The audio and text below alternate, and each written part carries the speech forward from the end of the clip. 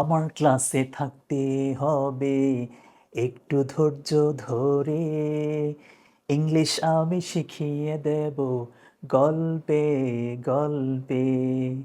If you wanna enjoy English learning, I'm gonna teach you through storytelling. Let's start. Today we're gonna practice a simple story using some important spoken structures. So let's start. আজ সকালে প্রচন্ড বৃষ্টি শুরু হলো, কি বলতে হবে? This morning, আজ সকালে। দিস মর্নিং, আজ সকালে প্রচন্ড বৃষ্টি শুরু হলো, কি বলতে হবে?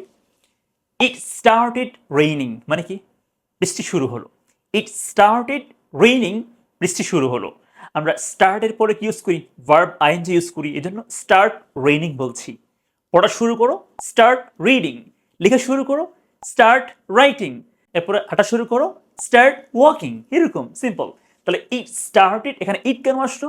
আমরা ওয়েদার নিয়ে কথা বলতে ইট ইউজ করি। যেহেতু এখানে রেইন হচ্ছে একটা ওয়েদার, পার্ট অফ ওয়েদার, আমরা এখানে কি ইউজ করবো? ইট ইউজ করবো, তাই না?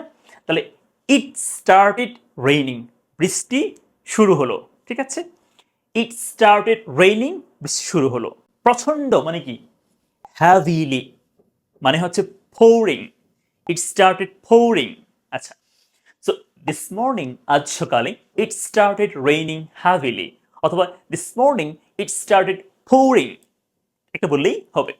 তারপর দেখেন, বৃষ্টি পড়তেই থাকলো, কোনো কিছু করতেই থাকে, পড়তেই থাকে, যেতেই থাকে, মানে করতে থাকা। আমরা এখানে কি ইউজ করবো? keep plus verb ing। আমি বই পড়তে থাকি, আই কিপ রিডিং বুকস। আমি গান শুনতে থাকি, I keep listening to music. সে রান্না করতেই থাকে, শি কিপস কুকিং। এরকম হবে, কেমন? তো এখন বলতে হবে দ্য রেইন কিপস, যেহেতু এখন পাস্ট টেন্সে না বলছে, এই যে পাস্ট টেন্সে না, এখন কি হবে? কিপ হবে kept. The rain kept falling. বুঝে গেল? কিপে পড়ে আমরা কি ইউজ করি? ভার্ব আইএনজি ইউজ করি কিপে পড়ে, এজন্য কেপ্ট ফলিং বলছি। দ্য রেইন kept falling, বৃষ্টি পড়তেই থাকলো। The rain kept falling, the rain kept falling। আর এন্ড, আমি বাড়িতেই থাকলাম, I stayed home, I stayed home। So the rain kept falling and I stayed home, the rain kept falling and I stayed home। একটা প্রশ্ন করি, বলুন তো, সে সারাদিন ফুটবল খেলতে থাকে, ওদের কি হবে এটা ইংলিশে? সে সারাদিন ফুটবল খেলতে থাকে। Tell me in English. আজকের কাজগুলো এখনো আমার করা বাকি, মানে শেষ করা বাকি। কোনো কিছু এখনো করা বাকি, আমি করব, বাট করা এখনো বাকি, মানে এখনো করিনি। আমরা এক্ষেত্রে ইউজ করি ইয়েট টু। ঠিক আছে, মানে কি ধরো ইয়েট টু, এই যে এটা yet to, I'm yet to plus verb one. আমার এখনো এটা লেখা বাকি আছে, I'm yet to write it. আমার এখনো খাওয়া বাকি আছে, I'm yet to eat something. ঠিক আছে, এরপরে তার এখনো রান্না করা বাকি আছে, she is yet to cook. এরকম সিম্পল, একদম সিম্পল। তো এখন বলতে হবে এখানে যে আজকের কাজগুলো এখনো আমার শেষ করা বাকি। আম ইয়েট টু ফিনিশ, আমার এখনো শেষ করা বাকি। টুডেস ওয়ার্ক, আজকের কাজগুলো, অথবা today's tasks. I'm yet to finish today's tasks, আজ আমার কাজগুলো এখনো করা বাকি আছে। I'm yet to finish. Simple না এটা? আচ্ছা, বলুন তো, একটা প্রশ্ন করি, আমার এখনো কিছু শপিং করা বাকি আছে, বলতো কি হবে ইংলিশে? আমার এখনো কিছু শপিং করা বাকি আছে, টেল মি ইন ইংলিশ। এরপর দেখেন, বৃষ্টি থামার জন্য অপেক্ষা করা ছাড়া আমার কোনো উপায় নেই। কোনো কিছু না করে উপায় নেই, মানে না করে পাচ্ছি না। আমরা এক্ষেত্রে ইউজ করি ক্যান্ট বাট, এই যে এটা can't but. I can't but, or you can say I can't but, এরপর verb one. Okay, verb one. এখন বলতে হবে বৃষ্টি থামার জন্য অপেক্ষা করা ছাড়া আমার আর কোনো উপায় নেই, মানে কি? আমি অপেক্ষা না করে পারছি না। বলতে হবে I can't but wait, I can't but wait, আমি ওয়েট না করে পারছি না। ফর দ্য রেইন, বৃষ্টির জন্য। টু স্টপ, থামার, থামার। I can't but wait for the rain to stop, I can't but wait, আমি ওয়েট না করে পারছি না for the rain to stop, বৃষ্টি থামার জন্য। এটা প্রশ্ন করি, বলেন তো, আমি তোমাকে না দেখে পারছি না, থাকতে পারছি না, বলতে কি হবে এটা English? Tell me in the comment box.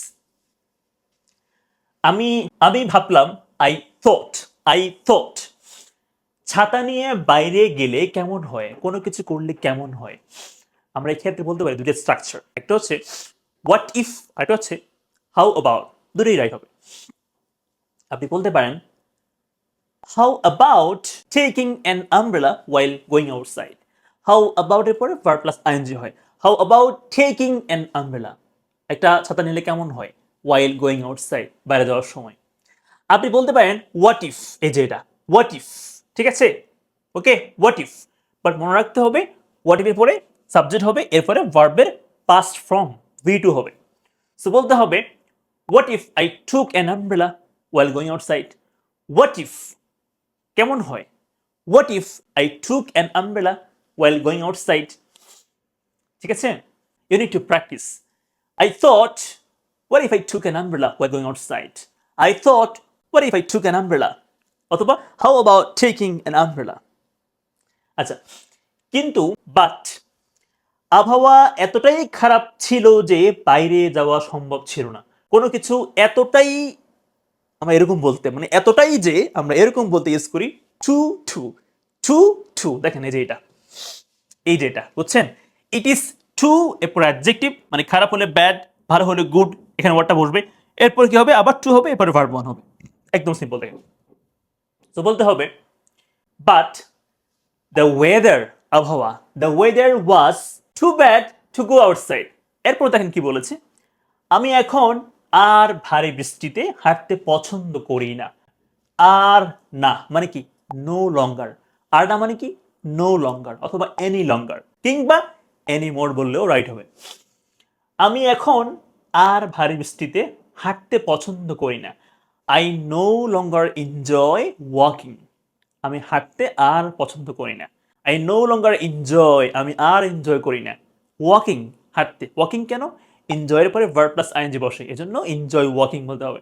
So I no longer enjoy walking, আমি হাঁটতে আর পছন্দ করি না ভারী বৃষ্টিতে। ডিউরিং দ্য হেভি রেইন, ভারী বৃষ্টিতে। ডিউরিং দ্য হেভি রেইন মানে কি ভারী বৃষ্টির সময়। সো বলতে হবে I no longer enjoy walking during the heavy rain. I no longer enjoy walking during the heavy rain, ভারী বৃষ্টির সময় আমি হাঁটতে আর পছন্দ করি না। এরপর দেখেন কারণ মানে কি বিকজ, বিকজ রাস্তাগুলো ভিজে পিচ্ছিল হয়ে যায়। The roads become wet and slippery. Wet মানে ভিজে যায়, আর যদি বলি পিচ্ছিল মানে কি slippery. Because the roads become, রাস্তাগুলো হয়ে যায় ওয়েট অ্যান্ড স্লিপারি, ভিজা এবং পিচ্ছিল। The roads become wet and slippery. তাই সো অথবা ফর দিস রিজন, বৃষ্টির দিনে আমি বাড়িতে থাকতেই বেশি পছন্দ করি। কোনো কিছু বেশি পছন্দ করি কি হয় এখানে প্রেফার হয়। আই প্রেফার, এই প্রেফারের পরও ভার্ব প্লাস আইএনজি বসে, অথবা টু প্লাস ভার্ব ওয়ান দিলেও রাইট হয়। আমরা বলতে পারি আই প্রেফার, আমি বেশি পছন্দ করি। I prefer, I prefer staying home, অর্থ কি বাড়ি থাকতে বেশি পছন্দ করি। অন রেইনি ডেইজ, বৃষ্টির দিনে। অন রেইনি ডেইজ মানে কি বৃষ্টির দিনে। সো অথবা for this reason I prefer staying home on rainy days. একদম সিম্পল। আচ্ছা এরপর দেখেন আমি এক কাপ চা বানালাম মানে কি আই মেড, আমি বানালাম। I made a cup of tea, আমি এক কাপ চা বানালাম। I made a cup of tea. এবং জানালা দিয়ে সুন্দর আবহাওয়া উপভোগ করলাম। And enjoyed the amazing weather through the window মানে কি জানালা দিয়ে। থ্রু দ্য উইন্ডো মানে কি জানালা দিয়ে। বলতে পারি I made a cup of tea and enjoyed the amazing weather through the window জানালা দিয়ে। Now you please try the whole story again. Try to say in English only. আপনারা এটা ভালো করে বুঝতে পারলে কমেন্ট অবশ্যই টান লিখবেন। আসসালামু আলাইকুম, থ্যাংকস ফর ওয়াচিং।